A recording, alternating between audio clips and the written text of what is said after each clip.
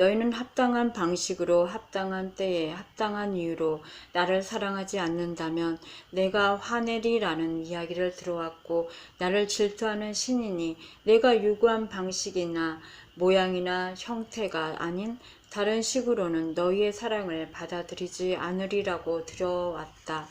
이보다 더 진리에 먼 것은 없다. 하지만 너희의 자각이라면 진리에서 한치도 더 떨어져 있지 않다. 나는 너희에게서 아무것도 필요로 하지 않으니 너희에게 어떤 것도 구하거나 원하거나 요구하지 않는다. 너희에 대한 내 사랑의 조건이나 한계 따위는 없다. 너희가 합당한 방식으로 나를 사랑해 왔든 아니든 너희는 천국으로 돌아오게 될 것이다. 그 외에 달리 갈 곳이 없으니 너희는 천국으로 돌아올지 않을 방도가 없다. 이렇게 해서 너희의 삶은 영원히 보장되고 너희 수고의 대가 역시 영원히 보증된다. 당신은 신과 나는 이야기에서 성적 희열을 체험하면서 사랑을 나누는 것조차 명상의 한 형태일 수 있다고 하셨습니다. 맞다. 하지만 그건 자신과 함께 있는 게 아니죠. 그건 남과 함께 있는 경우처럼 느껴지는데요. 그렇다면 너가 진실로 사랑하는 게 뭔지 모르는 것이다. 진실로 사랑할 때 그 방에는 오직 너 하나뿐이다. 남과 함께 있는 것으로 시작한 그 체험은 이제 하나 되는 체험, 자신과 함께 있는 체험이 된다. 사실 이것이 모든 성적 표현과 사랑 형태의 유일한 목적이다. 당신은 정말 모든 것에 대답을 갖고 계시군요. 나도 그랬으면 좋겠구나. 그럼 다른 두 사랑 종식자인 기대와 질투는 어떤가요? 너희가 서로 간의 관계와 나와의 관계에서 필요를 배제하는 문제는 이럭저럭 해낸다 해도 기대와 싸워야 하는 상황은 여전히 남을 수 있다. 이것은 상대방이 너희 삶에서 특정한 방식으로 움직이기로 되어 있다는 관념을 가진 상태, 너희가 생각하는 그의 모습이나 너희가 그래야 한다고 여기는 그의 모습대로 드러나기로 되어 있다는 관념을 가진 상태다. 필요처럼 기대 역시 치명적이다. 기대는 사랑의 본질인 자유를 줄인다. 너희가 누군가를 진실로 사랑한다면 너희는 그에게 자기 본 모습대로 있을 절대 자유를 줄 것이다. 이것이 너희가 그에게 줄 수 있는 가장 큰 선물이고 사랑은 언제나 가장 큰 선물을 주기 때문이다. 이것은 내가 너희에게 주는 선물이지만 너희는 그토록 위대한 사랑을 상상하지 못하기에 내가 너희에게 그런 선물을 주고 있다고도 생각하지 못한다. 그래서 너희는 너희가 해주었으면 하고 내가 바라는 일들을 할 자유를 내가 너희에게 준 게 틀림없다고 결론 지었다. 물론 너희 종교들은 내가 무슨 일이든 할 자유, 너희가 원하는 어떤 선택이든 내릴 자유를 너희에게 주었다고 말하지. 하지만 내가 다시 묻노니 내가 원하지 않는 것을 너희가 선택했다고 해서 너희를 끝없이 괴롭히고 영원히 저주한다면 나는 과연 너희를 자유롭게 해준 것인가? 당연히 아니다. 나는 너희가 원하는 모든 걸 할 수 있고 선택할 수 있게는 했지만 너희를 자유롭게 하지는 못했다. 결과를 염려하는 한 너희는 자유롭지 않기 때문이다. 그리고 물론 너희 모두가 결과를 염려한다. 그래서 너희는 그것을 이렇게 짜 맞추었다. 내가 상으로 너희를 천국에 오게 하는 건 너희가 내 방식대로 움직이길 기대하기 때문이라고. 너희는 이런 걸 신의 사랑이라 부른 다음 너희 역시 똑같은 기대의 자리에 서로를 잡아두고는 그것을 사랑이라 부른다. 하지만 어느 경우에도 그건 사랑이 아니다. 사랑은 자유가 제공하는 것을 빼고는 아무것도 기대하지 않는데 자유는 기대가 뭔지 모르기 때문이다. 너희가 그래야 한다고 생각하는 모습대로 그들이 드러나는 걸 필요로 하지 않을 때 그때서야 비로소 너희는 기대를 내려놓을 수 있다. 그때 기대는 창밖으로 슬며시 빠져나가고 너희는 그들을 있는 그대로 사랑할 수 있다. 하지만 이것은 너희가 자신을 있는 그대로 사랑할 때만 가능한 일이다. 그리고 너희가 자신을 있는 그대로 사랑할 수 있기 위해서는 너희는 나를 있는 그대로 사랑해야 한다. 이렇게 하려면 너희는 너희가 상상하는 내 모습이 아니라 있는 그대로의 나를 알아야 한다. 신과 우정을 나누는 첫 단계가 신을 아는 것이고, 둘째 단계가 너희가 아는 신을 믿는 것이며, 셋째 단계가 너희가 믿는 신을 사랑하는 것인 까닭이 이것이다. 너희는 신을 자신이 알고 있고 믿고 있는 존재로 대하는 것으로 이렇게 한다. 너희는 신을 조건 없이 사랑할 수 있느냐? 이것이 중요한 문제다. 너희는 신이 너희를 조건 없이 사랑할 수 있는가가 문제라고 줄곧 생각해 왔을지 모르지만, 정작 중요한 문제는 너희가 신을 조건 없이 사랑할 수 있는가다. 너희는 너희의 사랑을 내게 주는 방식으로만 내 사랑을 받아들일 수 있기 때문이다. 오, 맙소사. 이건 엄청난 진술이군요. 다시 한번 그 말이 되풀이해 주십사 드려야겠군요. 그 말이 그냥 슬쩍 지나가게 놔둬선 안 될 것 같아서요. 너희는 너희의 사랑을 내게 주는 방식으로만 내 사랑을 받아들일 수 있다. 제 생각엔 이건 인간관계에도 적용되는 것 같은데요. 물론이다. 너희는 너희가 상대방에게 너희의 사랑을 주는 방식으로만 그의 사랑을 받아들일 수 있다. 그들은 원하는 한 얼마든지 그들 나름의 방식으로 너희를 사랑하겠지만 너희는 그것을 너희 방식으로만 받아들일 수 있다. 너희가 남들더러 체험하게 해주지 않는 것은 너희 자신도 체험할 수 없다. 그리하여 여기에서 이 답변의 마지막 요소인 질투가 나온다. 너희는 신을 질투로 사랑하겠노라는 너희의 결정에서 질투로 사랑하는 신이라는 신화를 만들어냈다. 잠깐만요. 우리가 당신을 질투한다는 말입니까? 너희는 질투하는 신이라는 관념이 어디에서 왔다고 생각하느냐? 너희는 내 사랑을 따내려고 정말 힘들게 애써왔다. 너희는 유일한 소유자가 되려고 애쓰면서 나에 대한 권리를 주장해왔다. 그것도 지독할 정도로. 너희는 내가 너희를 사랑할 뿐 아니라 너희만을 사랑한다고 선언해왔다.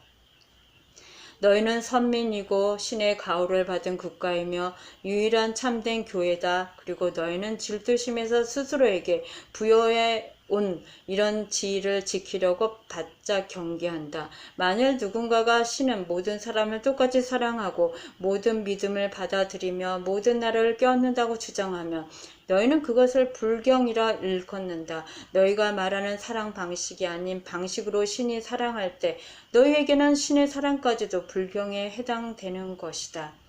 조지 버나드 쇼는 모든 위대한 진리는 불경에서 시작된다고 했죠. 그의 말이 맞다. 질투에 내몰린 이런 식의 사랑은 내가 사랑하는 방식이 아닌데도 너희는 내 사랑을 이런 식으로 인식해왔다. 너희가 나를 사랑해온 방식이 그러하기 때문이다. 이것은 또한 너희가 서로를 사랑해온 방식이니 이런 방식이 너희를 죽이고 있다. 나는 글자 그대로의 의미로 말하고 있다. 사실 너희는 질투 때문에 서로를 죽이고 질투 때문에 자신을 죽인다. 너희가 다른 사람을 사랑하면 너희는 그가 너희를 사랑해야 할 뿐 아니라 너희만을 사랑해야 한다고 그에게 말한다. 그가 다른 사람을 사랑하면 너희는 질투한다. 그것은 여기에서 시작해서 여기에서 끝나지 않는다. 너희는 다른 사람을 질투할 뿐 아니라 너희 연인의 주의를 너희에게서 들리게 만드는 직업과 취미와 아이들과 여타 모든 것들을 질투한다. 개 중에는 개나 골프 시합을 질투하는 사람도 있다. 질투는 여러 가지 형태, 여러 가지 얼굴을 갖지만 그중 어느 하나도 아름답지 않다. 압니다. 예전에 제가 몹시 사랑했던 여자를 놓고 질투심을 느낀 적이 있죠. 제가 그런 감정을 그 여자에게 표현했더니 그 여자가 가만히 말하더군요. 닐, 이런 당신 모습은 별로 매력적이지 않군요. 절대 잊지 못할 겁니다. 그 여자는 아무 감정 없이 한마디로 잘라 말했죠. 그건 그냥 사실 문제였습니다. 내가 말했던 것을 놓고 논쟁을 하거나 그녀가 방금 말한 것을 놓고 길게 토론을 한 것도 아니었습니다. 그녀는 그냥 그 생각을 그 방안에 쏟아낸 것뿐이었습니다. 근데 그 한마디로 나는 박살이 나고 말았죠. 그 여자는 너에게 굉장한 선물을 주었다. 그래요? 그랬어요? 그래, 사실 전 아직도 질투를 넘어서기가 힘듭니다. 내가 드디어 그것에서 벗어났다고 생각하는 순간 더 많은 질투가 와 있곤 하니깐요. 그건 숨바꼭질과 흡사해서 나는 그것이 거기에 있다는 사실조차 모르죠. 사실 나는 이제 더 이상 없다고 맹세까지 합니다. 그런데도 그러고 나면 짠! 하고 나타나는 거예요. 지금은 그런 체험이 덜한 것 같긴 하지만 그렇다고 전혀 느끼지 않는다고 말하는 건 거짓말일 겁니다. 너는 그것에 대해 뭔가 해가고 있다. 그것으로 충분하다. 너는 그것을 있는 그대로 인정하고 있으니 그것으로 좋다. 하지만 어떻게 해야 질투에서 벗어날 수 있을까요? 저는 그런 감정에서 실제로 완전히 벗어난 사람들도 있다는 걸 알고 있습니다. 그들은 어떻게 그렇게 하죠? 나도 그렇게 하고 싶다고요. 너는 질투하지 않는 사람을 질투한다는 말이냐? 그거 아주 재미있군. 재치 있으시군요. 당신은 정말 재치 있으십니다. 당신도 그걸 아십니까? 물론 알지. 너는 무엇이 나를 계속 앞으로 나가게 만든다고 생각하느냐? 좋습니다. 그렇다면 그 답은 무엇입니까? 행복이 너의 외부의 것에 좌우된다는 관념에서 벗어나라. 그러면 너는 질투에서 벗어날 것이다. 너가 주는 것에 대한 대가로 너가 받는 게 사랑이란 생각에서 벗어나라. 그러면 너는 질투에서 벗어날 것이다. 다른 사람의 시간이나 에너지나 자원이나 사랑을 요구하지 마라. 그러면 너는 질투에서 벗어날 것이다. 그렇죠. 하지만 어떻게 해야 그렇게 합니까? 새로운 이유로 너의 삶을 살아라. 삶의 목적은 너희가 삶에서 받는 것과는 전혀 관계가 없고 너희가 삶 속에 집어넣는 것과도 관계가 있음을 이해하라. 이것은 인간관계들에도 적용된다. 삶의 목적은 너희가 지금껏 자신에 대해 지녔던 가장 위대한 전망의 다음번 가장 숭고한 해석으로 자신을 새롭게 창조하는 것이다. 참된 자신을 선언하고 참된 자신이 되고 참된 자신을 표현하고 이뤄내고 체험하고 아는 것. 이것이 삶의 목적이다. 이것은 너희 삶에서 만나는 사람들이나 특정한 어떤 사람들에게서 뭔가를 받는 걸 필요로 하지 않는다. 너희가 남의 것을 전혀 필요로 하지 않는다고 그들을 사랑할 수 있는 까닭이 여기에 있다. 너희가 사랑하는 사람이 골프를 치거나 사무실에서 일하거나 다른 사람의 팔에 안겨서 보내는 시간을 질투한다는 관념은 너희가 사랑하는 그 사람이 행복할 때 자신의 행복은 오히려 손상된다고 생각할 경우에만 생길 수 있는 관념이다. 아니면 자신의 행복이 다른 사람과 함께 있거나 다른 일을 하지 않고 항상 자신과만 함께 있는 연인에게 좌우된다는 관념이거나요? 맞다. 그런데 잠시만요. 그럼 당신은 자기 연인이 다른 사람의 팔에 안겨 있을 때조차 질투해서는 안 된다는 말씀입니까? 부정해도 괜찮다는 뜻입니까? 괜찮고 안 괜찮고 같은 건 없다. 그런 건 너희가 지어낸 잣대들이다.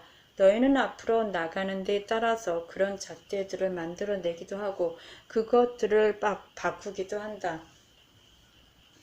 바로 그게 오늘날 우리 사회가 겪고 있는 문제라고 말하는 사람들이 있습니다. 우리가 영적으로도 사회적으로도 무책임해지고 있다고요. 우리는 우리 목적에 맞추려고 한순간에 가치관을 바꾸고 있습니다. 물론 너희는 그렇게 하고 있다. 그런 게 삶이 존재하는 방식이다. 너희가 그렇게 하지 않는다면 삶은 진행될 수 없다. 너희는 어떤 진전도 이루지 못할 것이다. 너희는 정말로 옛 가치들에 영원히 매달려 있고 싶은 거냐? 그런 사람들도 있죠. 그들은 불과 2, 3세대 전에 그랬듯이 여자들을 마녀라고 낙인 찍어 마을 광장에 목매달고 싶다는 거냐? 그들은 자신들의 교회가 병사들을 십자군에 내보내게 하여 유일한 참된 믿음을 고백하지 않는다고 해서 몇천 명의 사람들을 죽이게 만들게 싶다는 거냐? 당신이 사용하는 역사 사건들은 옛 가치가 아니라 잘못된 가치에서 일어난 것들입니다. 우리는 그런 식의 행동 방식은 넘어섰습니다. 넘어섰다고? 너는 최근에 너희 세상을 본 적이 있느냐? 하지만 이건 전혀 또 하나의 주제이니 지금의 주제에 머물도록 하자. 가치들을 바꾸는 것은 사회가 성숙해가는 표시다. 너희는 자라면서 자신을 더 넓게 해석해가고 있다. 너희가 새로운 정보를 모으고 새로운 체험을 가져오고 새로운 발상을 가져오고 상황을 바라보는 새로운 방식을 발견할 때마다, 그리고 너희가 자신이 누군지를 재규정할 때마다 너희는 너희 가치들을 바꾸고 있다. 이것은 무책임의 표시가 아니라 성장의 표시다.